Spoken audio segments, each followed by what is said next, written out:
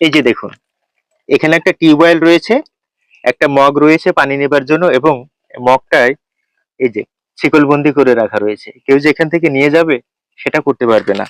আর এই জায়গাটায় দেখুন, এখানে কি লেখা রয়েছে, একটা সাইনবোর্ড লেখা রয়েছে কৃষক সেন্টার, শুভকামনায় ইকরামুল হক মিঠু।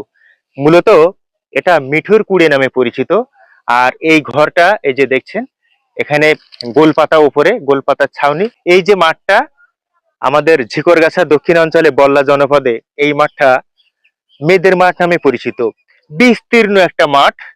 এই মাঠে কৃষকরা যারা কাজ করতে আসেন বা যারা কামলা খাটেন, তাদের কোনো বিশ্রামের জায়গা নেই। তাদের কথা চিন্তা করে ইকরামুল হক মিঠু ভাই স্থাপন করেছেন নিজস্ব অর্থায়নে মিঠুর কুড়ে। এখানে কৃষকরা আশ্রয় গ্রহণ করে থাকে, দুপুরের খাবার খায়, নামাজ আদায় করে থাকে।